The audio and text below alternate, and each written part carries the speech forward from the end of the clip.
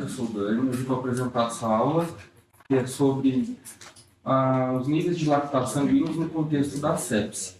Esse artigo ele foi publicado pelo João Luiz Vicente na revista dos Cuidados Clínicos em abril desse ano.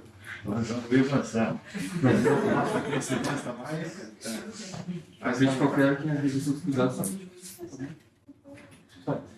É uma revisão de literatura, então. Em primeiro lugar, ele começa falando que o lactato ele é muito importante porque ele é o marcador da alteração perfusional do organismo, né, de como que está sendo a perfusão dos nossos órgãos. E com isso a gente consegue estimar a gravidade da doença e delimitar o prognóstico do que está acontecendo com o nosso paciente, de forma bem resumida.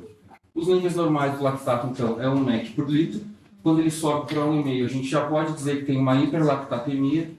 E valores acima de 2 do lactato, a gente pode dizer que aquele paciente está em choque. Então, aí estão os dados básicos da introdução. Depois disso, ele começa fazendo várias perguntas e ele mesmo responde tendo uma visão crítica sobre tudo. E a primeira pergunta que ele faz é essa: se os níveis de hiperlactatemia sempre refletem metabolismo anaeróbico no contexto da sepse? E ele fala que não. Por que ele fala isso? Em primeiro lugar, ele pede para a gente entender como que é formado o lactato no nosso corpo. O lactato é o produto final da degradação da glicose. E isso pode acontecer de duas formas. A primeira delas seria através do metabolismo da glicose, que é a glicólise, ou através da fosforilação oxidativa lá no ciclo de Krebs, que é uma cadeia que necessita de oxigênio para acontecer. E quando a gente está num estado em que há redução da quantidade de oxigênio e um mecanismo de anaerobiose, é principalmente lá no ciclo de Krebs que acontece essa quebra da produção do piruvato com uma hiperprodução do lactato. Então a gente tem que pensar, a principal causa da hiperlactatemia, ela é sim uma causa hipóxia, então é a redução do oxigênio no organismo, mas existem outras causas, que seria uma estimulação adrenérgica, com consequentemente aumento da glicose. Isso aqui acontece no caso quando a gente usa as drogas vasoativas, que elas acabam tendo esse estímulo adrenérgico, e muitas vezes o lactato aumenta por isso. Através da inibição dessa enzima de desidrogenase piruvato, que é aqui principalmente onde age a metformina. Ela inibe essa enzima e consequentemente ela aumenta o lactato, predispondo a uma acidose metabólica. Então aqui. Ou também, assim, quando a gente pensa na hiperlactatemia, a gente pensa que o lactato está sendo produzido de forma aumentada. Mas no contexto da sepse, o lactato, além de estar sendo aumentado, ele pode estar sendo menos degradado e eliminado, como no caso de uma disfunção hepática em que o clearance está reduzido. Então, além de aumentar, ele está sendo menos eliminado e isso pode causar hiperlactatemia sem que haja uma disfunção metabólica associada ao oxigênio. A segunda pergunta que o autor nos traz: essas drogas vasoativas, elas contribuem para o aumento das concentrações do lactato no nosso organismo? E a resposta é sim e não. Sim, por quê? Porque as catecolaminas, elas acabam tendo uma atividade beta-adrenérgica no nosso corpo. Isso acaba estimulando a glicose e a glicólise e aumenta o lactato. Mas a gente só vai usar a droga vasoativa naquele paciente que já tem um estado de choque, ele já está hiperperfundido. Então, a droga vasoativa ela acaba agindo como uma amplificação de um estado de hipoperfusão crítico prévio. Então, a pessoa já está mal perfundida, já tem ali um lactato crítico, a droga vasoativa vem, ela age lá no nosso sistema adrenérgico e acaba aumentando o lactato. E ele fala assim que é um erro clínico a gente superestimar a droga vasoativa sendo a causadora do aumento do lactato. A gente tem que entender, o lactato ele vai estar aumentado também pela droga vasoativa, e não principalmente por isso, como resultado dessa ação adrenérgica.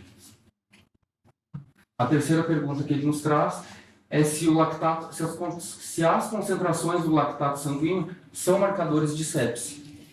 Difícil assim? A resposta é não. Por quê? Porque o lactato está aumentado em todas as formas de choque, e não só no choque séptico. Ele aumenta no choque cardiogênico, no choque hipovolêmico e também no choque séptico. E assim, ele fala assim, que se os pacientes sépticos estão bem ressuscitados, e eles estão bem perfundidos, necessariamente o lactato não vai estar aumentado. Aquele paciente pode ter uma disfunção, pode estar mal, mas se ele está bem manejado, está com a sua perfusão do enchimento capilar adequada, ele não vai ter o lactato aumentado. Então, poucos pacientes sépticos terão o lactato aumentado se a perfusão estiver adequada. Tá bom? E a hiperlactatemia, lembrando, não pode ser considerada como uma disfunção somente dela, mas sim ela é o reflexo de uma hiperfusão tecidual. É o corpo inteiro que está precisando ser otimizado de alguma forma. A quarta pergunta que ele nos traz é se o lactato, se as concentrações do lactato podem predizer desfechos. E a resposta é sim, definitivamente. A gente dosar o lactato, saber quanto está quando o paciente começa a apresentar alguma disfunção orgânica e a gente acompanhar a dosagem do lactato, ele nos ajuda a predizer os desfechos. E a dosagem precoce disso é muito importante para a gente conseguir mensurar as nossas condutas depois. Outra coisa interessante que ele traz é se a gente pode combinar a dosagem do lactato com a saturação venosa central de oxigênio, que é o SVCO2, que é coletado no acesso venoso central. A gente pode combinar esses dois para ter uma noção do que está acontecendo com o paciente? Sim e não. Sim, por quê? Porque a gente nunca deve ter a monitorização e o manejo do nosso paciente crítico baseado só em um parâmetro. O lactato ele é importante e a saturação venosa central de oxigênio também é importante. E juntos a gente pode começar a pensar que aquele paciente está com algum grau de hipoperfusão. Então, a saturação venosa ele é um marcador da entrega inadequada de oxigênio, que é o delivery de O2, que é o DO2, associado ao lactato, ele ajuda a identificar a hipoperfusão tecidual. Mas qual é o problema? Por que o João Luiz Vicente não aconselha que isso seja feito à beira-leito? Porque ele fala assim que o clearance do lactato ele é muito mais demorado do que a alteração da saturação venosa central de oxigênio. Então a gente faz a ressuscitação do paciente, coleta uma gase, vai ver como é que está a saturação venosa central, ela já melhorou, e o lactato ele demora de 2 a 3 horas para começar a ser lavado.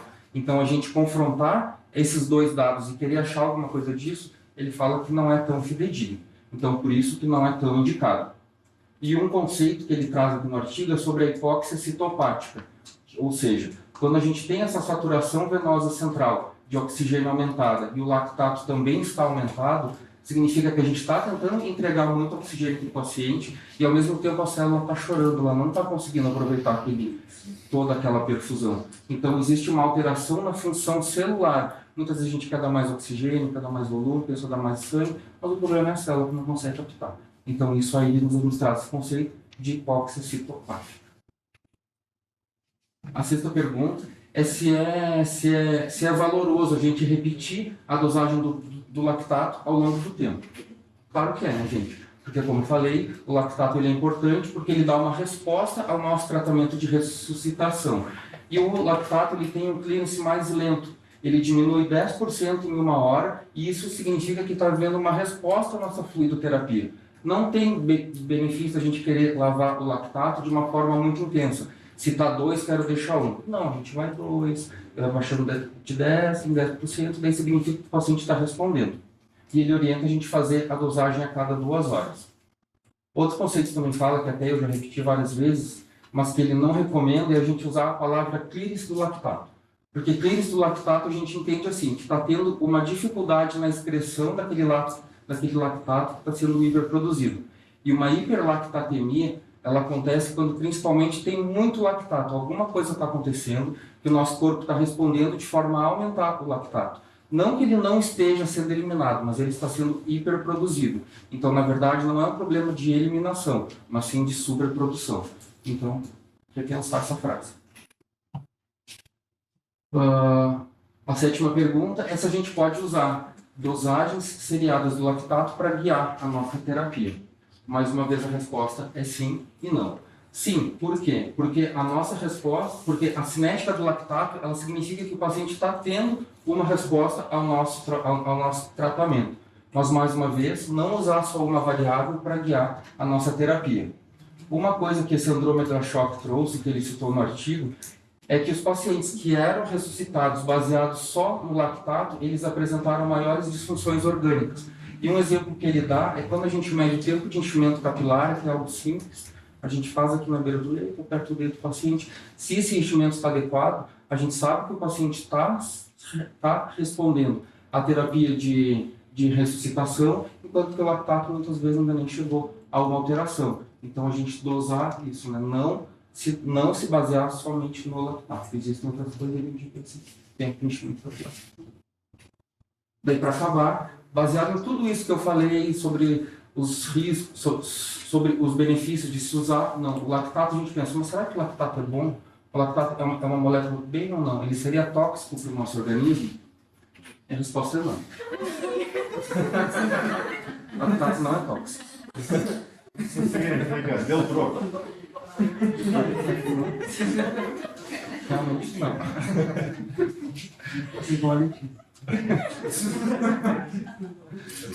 Bom, então assim, fisiologicamente pensando, qual é a função do lactato? O lactato, ele basicamente ele age como um transportador dos átomos de carbono dentro do nosso corpo, do monóxido de carbono. E a resposta fisiológica desse aumento do lactato, em que não há assim, um estado de hipoperfusão tecidual, ele ajuda na diferenciação das células T, ele acaba produzindo mais interferon gama e ele age também na ação dos macrófagos. Então, tudo isso ajuda naquela resposta imunomoduladora da sepse. Um pouco de lactato ele é benéfico, só é ruim quando ele passa a ter valores muito alterados. Então, o lactato não é tóxico. E outra coisa, a gente pode pensar assim, se o lactato está muito aumentado, então vamos fazer alguma medicação para diminuir esse lactato. Sabe, a gente usa uma tiamina, usa um cloroacetato, e o estudo mostrou que isso não tem benefício. Não tem por que a gente usar uma medicação para diminuir o lactato de 2 para 1, sendo que o problema é que ele está sendo hiperproduzido. A causa que está gerando todo aquele aumento do lactato, ela vai continuar existindo, que é a hiperperfusão. Não adianta eu querer jogar o meu lactato para baixo, sendo que o paciente ainda está chocado. Então ele fala que o lactato não é tóxico. Isso é uma benção. E é isso que ele conclui, que o objetivo principal do lactato por si só, que o objetivo principal não é por si só diminuir a concentração do lactato, mas interferir em todo o processo que leva ao aumento das concentrações, por exemplo, a hipóxia tecidual. E a hiperlactatemia não deve ser considerada como um problema, mas sim como reflexo de alguma alteração.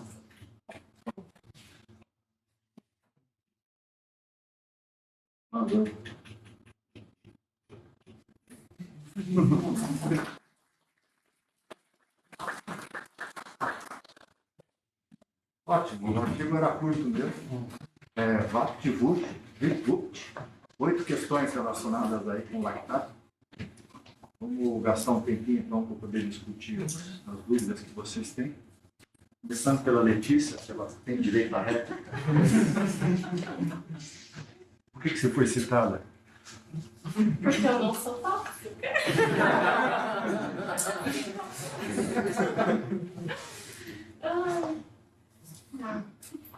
Eu achei ótimo. Achei ótimo o artigo.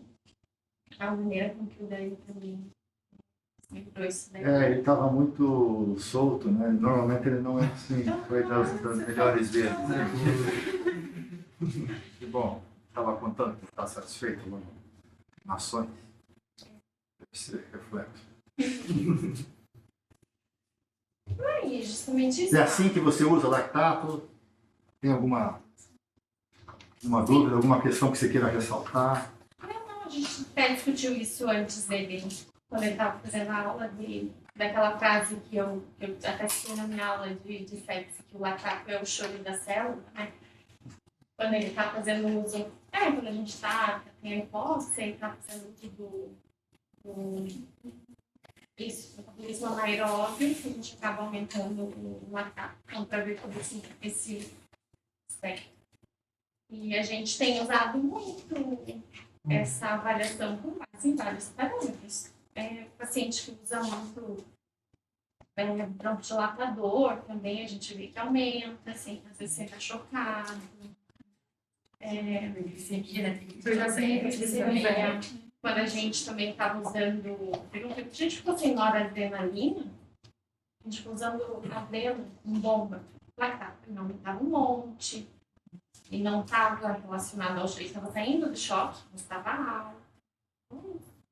Como demora também para lavar, né? Tem pacientes mais graves nessa época, às vezes melhora a perfusão do que lactato alto, daí você tem que ter aquela inteligência emocional para ter calma, confiar na tua clínica, confiar na pressão do paciente que está melhorando e esperar aquele lactato, que uma hora ele vai melhorar. E agora, o que será que eu tenho que fazer? Né? Eu levei uma bronca porque eu não apertava o número 5, né? Aí apertei o número 5. Eu tinha que chegar lá perto. Daqui a pouco mais perto ainda. Em cima. Em cima.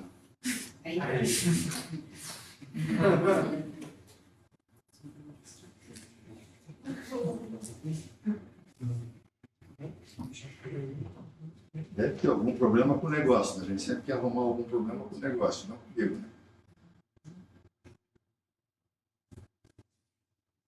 Vamos ver alguma dessas figurinhas aqui. Ou talvez essa daqui. É claro que quando falta oxigênio em hipóxia tecidual, falta oxigênio, você diminui a fosforilação oxidativa na mitocôndria, inibe o ciclo do ácido cítrico, o ciclo de Krebs, acumula acetilcolina, acumula lactato, o lactato pela lactato desidrogenase se transforma em lactato. Apenas porque não consegue entrar dentro da mitocôndria. A degradação da glicose em piruvato e acetilcolina bloqueia aqui e vai bloqueando para cima. O piruvato tem uma saída, que é se transformar em lactato, um ácido orgânico. E isso acarreta, de modo geral, uma acidose metabólica como consequência. Okay? Mas a gente lida com doentes hiperinflamados, né?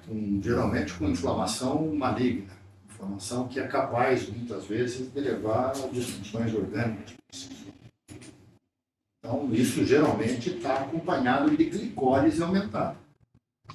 Então, mesmo numa situação normal, você tem uma limitação da fosforilação oxidativa, mas que não está levando a disfunção orgânica importante, um aumento da glicólise, num processo hipercatabólico, inflamatório, generalizado, você já tem acúmulo de piruvato. Você tem uma hiperlactatemia por hipermetabolismo. Se nós ainda acrescentarmos drogas vasoativas ativam a enzima adenilciclase, aumenta a NP cíclico dentro das células, com várias atividades benéficas, como, por exemplo, aumentar a contratividade, aumentar a contração da musculatura lisa, mas no fígado aumenta a glicólise, aumenta a neoglicogênese, aumenta a glicólise. E a ativação da adenilciclase do NP cíclico, classicamente, aumenta a concentração do piruvato, e, consequentemente, pode aumentar a concentração do lactato. Então, o estado hiperinflamado e a administração de catecolaminas, de modo geral, predispõe o desenvolvimento de hiperlactatemia, sem que isso necessariamente represente e que ela é a causa de uma fosforilação oxidativa intracelular diminuída por falta de oxigênio. A administração de adrenalina, diferente da noradrenalina, ainda inibe a lactato desidrogenase. Na verdade, fisiologicamente, agora me faltou um dadozinho, porque ela não inibe a lactato desidrogenase para a passagem do piruvato para lactato. Mas a volta de lactato para piruvato, provavelmente por causa de alguma alteração no equilíbrio da quantidade de NADH, NAD+, mas eu tenho que rever isso. Mas, enfim, a administração de adrenalina faz tudo o que as outras drogas fazem e ainda acumula mais lactato na periferia, sem que isso signifique hiperlactatemia. Com essas coisas, nós que lidamos com doentes graves e hiperinflamados com droga vasoativa, precisamos de entender de que existe esse caminho da hiperlactatemia. No entanto, a maior parte dos estudos, ou totalidades deles, mostram que na fase aguda do doente, de um modo geral, a hiperlactatemia está significando uma hipoperfusão periférica, e é nisso que vocês precisam de se concentrar inicialmente. É corrigir a hipoperfusão, embora contextualizando, obviamente, o quadro clínico do doente, né? E, eventualmente, um lactato que diminui 10, 15, 20%, 2, 4 horas depois, significa que o doente está no bom. Principalmente aquelas hiperlactatemias, 6 horas, 12 horas depois, que você já tem um doente que já tem uma perfusão boa, voltou a urinar, precisando de droga vasoativa em quantidade menor, uma hiperlactatemia residual pode significar mais uma glicólise aumentada do que um metabolismo anaeróbico. Ok? Acho que essa é a questão principal da questão 1. Talvez seja aquela que seja mais... vocês precisam de dominar melhor, né? Para não ficarem assim de uma forma reflexiva, ou reflexiva no sentido de auto-reflexo, não de reflexivo no sentido de ver a hiperlactatemia, interpretar sempre a hiperlactatemia como um sinal de hipoperfusão. Que, mesmo naqueles casos de hipoperfusão, tem uma quantidade de lactato que é hiperprodução. Então, a contextualização, obviamente, se faz necessário para não interpretar tudo do mesmo jeito. Acho que também isso vai também a resposta aqui, que isso foi o que eu anotei agora, da droga vasoativa e do lactato. A droga vasoativa pode sim causar hiperlactatemia, não nesses excessos. Lactato de 3, de 4, de 5 é hipoperfusão. A hiperglicólise não vai fazer um lactato de 7, 8, isso é besteira. Pode fazer um lactato de 1,5, 2 e pouco, de lactato residual que você vê. Mas principalmente epinefrina. Né? O marcador de sepsis, obviamente, não. É um marcador de perfusão, as diversas formas. Embora lá no sepsis 3, você define choque séptico a partir do momento que você tem uma disfunção orgânica por infecção mais uma hiperlactatemia. Foi um marcador que o pessoal do sepsis 3, avaliando múltiplos protocolos, percebeu que esse doente que tem sepsis, tem disfunção orgânica relacionada com infecção, quando ele tem pelo menos 2 de lactato, ele tem não mais 15, 20% de chance de morte, tem 30, 35. E essa hiperlactatemia, pelo menos 2, está geralmente relacionada com disfunção celular por hiperfusão. Então é melhor definir como um grupo esses doentes como sendo doentes com choque séptico, porque esses doentes merecem uma intervenção por parte do médico mais intensiva, porque esses doentes têm mais mortalidade. E essa foi a intenção lá naquele momento, baseado em banco de dados e baseado numa intenção assim que aquilo pudesse ser operacional para o médico na beira do leito, porque vamos correr atrás aí, porque o lactato está alto. Esse doente tem muito mais chance de morrer do que só se ele tiver 1,5 de creatinina, só se ele tiver uma confusão mental.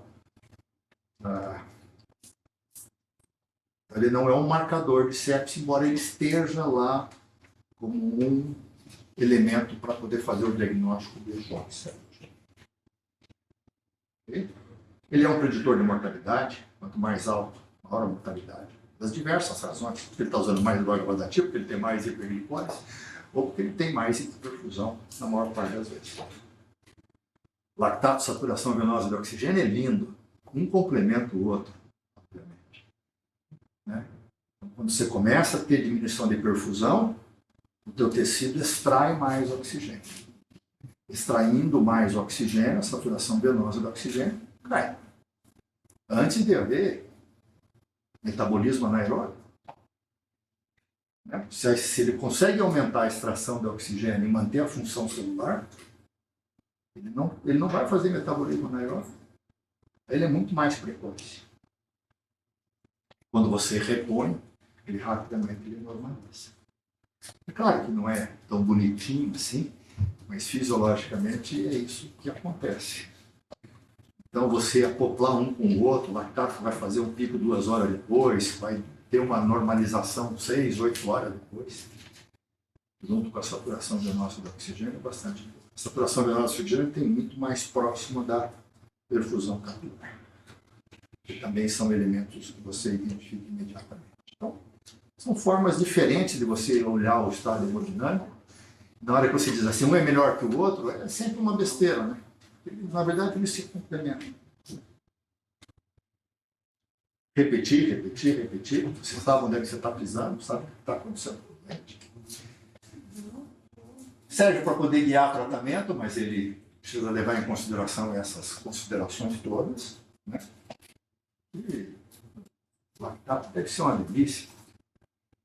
Assim que você normaliza o doente, aquilo vira aminoácido, né? Pelo ciclo de Cori, vira glicose por neoglicogênese. Não vem só de aminoácido, vem lactato. O lactato é aproveitado como fonte de energia. O fígado pega o lactato e transforma em glicose, em aminoácido não essencial. O aminoácido é um alimento. Não administra um ringue lactato? Está cheio de lactato no ringue lactato. O que acontece com aquele lactato que está ali? Se ele estiver bem perfundido, vira glicose. É um ânion orgânico, assim como o corpo cetônico. O cetônico faz bem. Deixa ele acumular, senão ele vai fazer caçotacidose. O lactato vai fazer lactoacidez. Espero que vocês me perdoem pelos exageros aqui, só para poder dizer que lactato não é um marcador de coisa ruim, por si só. Não. Cadê o Vinícius? Um pouquinho de acidose faz bem, um pouquinho de lactato faz bem. Nós fomos treinados ao longo da nossa evolução filogenética que essas coisas estimulam a oferta de oxigênio na periferia, né? Elas são salvadoras da vida dentro de alguns ambientes. CO2 também. A gente comentou isso na reunião passada. Né? Pode ser que chegue um dia que a gente vai fazer a administração de CO2 para melhorar a perfusão. Perguntas?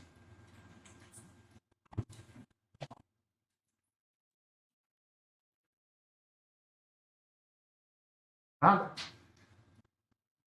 Ok, a gente vai se reunir mais. Está aberto para 300 pessoas. Use a máscara quando estiver fechado. Entendo que o CEPET ele não está num departamento. Na hora que vocês atuam, elas são distantes 10 quilômetros. O que nos une são as reuniões de terça, as reuniões de quarta. Isso a gente perdeu o ano passado, nós vamos começar a recuperar isso. É um momento de integração entre nós, eu com vocês, vocês comigo, vocês com vocês. A gente não está num prédio onde tem que ir no terceiro andar, no sétimo andar, no quinto andar, onde a gente se encontra frequentemente. Se não for meio que no laço, a gente não se encontra. Mas para mim é um prazer poder ver a sala desse jeito. Bom, obrigado.